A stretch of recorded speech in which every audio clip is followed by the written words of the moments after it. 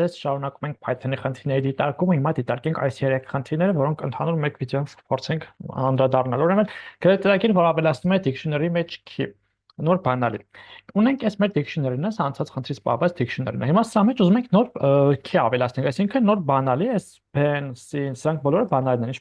Ինչպես է դա իրականացվում։ Գրվում է այսպես data, ուրեմն քառակուսի փակագծի մեջ այստեղ նշվում է या բանալին։ Ընտրենք ինչ որ տար, ենթադրենք on։ Իրան տալիս եմ արդեն ես արժեք, ինչ արժեք ուզում, ենթադրենք 100։ Ու հիմա արդեն, քանի որ այս դատայի մեջ o անունով բանալի չկար, այդ բանալին ավելանում է։ Հիմա որ print անեմ data, տեսեք, on ավելացել է այստեղ իր մեջ։ Այսա։ Ընտիր,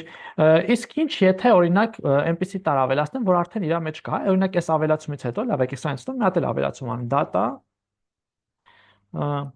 ավելացում անենք, ենթադրենք bin, որը հավասար է, նոր արժեք տանք իրեն, հա, ենթադրենք 9։ Ապա այդ դեպքում տեսեք, b անով բանալի կա, չէ՞, այս բանալի արժեքը value-ն, այս փոխվելու է, դառնալու է վերջի փոփոխված update արվածը։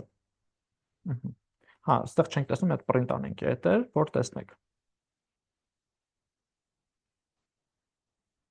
Ուրեմն այստեղ print անենք, data-ն էլի։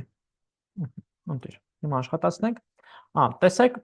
b արժեքը այստեղ արդեն 9 դարել, իսկ սկզբանե 78, հետո դարել է 9, որտեղ փոխել ենք։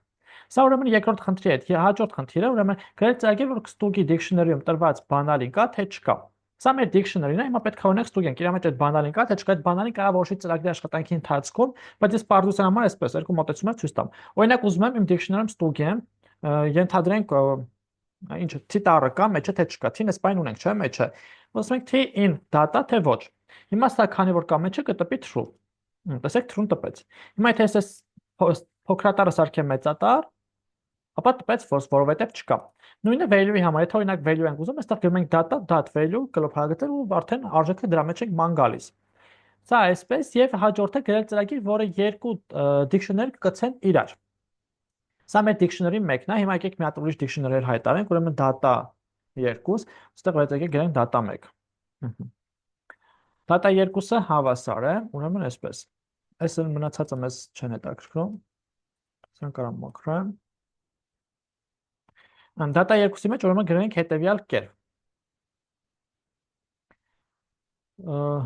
Ինչ որ տառեր գրենք, հա։ Ենթադրենք օրինակ p-ն դա կլինի 89, կարան կրկնվող տառեր լինեն նույն արժեքներով ընդ որում, օրինակ c-ն հենց երկուսը նույն ձև։ C-ն եկեք էլ տանք նույն արժեքը 0, եւ մի հատ էլ տանք բավական է, թվում է, հետո եկեք u-ն տանք, որը ենթադրենք հավասար է -78։ Հիմա ոնց էս երկու dictionary-ները երկ կցեմ, դրա համար գրվում է հետևյալ կերպ, ուրեմն գրվում ենք data 1 get update եւ update-ում արդեն փոխանցում ենք հաջորդ արգումենտը, դա data 2-ն է, այսպես։ Եվ հիմա արդեն եթե print անեմ data 1-ը, այսպես։ Ապա կտեսնենք, որ ինքը կցվել է։ Տեսեք, այստեղ որ նայենք, ուրեմն տեսեք, այստեղից արդեն ինքը կցվել է, բայց ուշադրություն դարձեք P89 որ կա, ոնց որ այստեղ P-ն 63-ով ա եղել, քանի որ P-ն կրկնվում է, նույն նոր data-ա չէ ստանում։ Նոր dictionary-ա ստանում, նոր dictionary-ում քանի որ P-ն կրկնվում, արդեն 89 արժեքով ա վերցնում, այս 63-ի փոխարեն։ Այստեղ u-ն է ավելացել, այստեղ է sin-ը դարձել 0, որտեղ sin էլի մեջը կա։ Sin 00 էր, եկեք սարքենք 89, լավ եկեք ես sin-ը փոխեմ, ուրիշ բան գրեմ։ Չգիտեմ, գրենք r։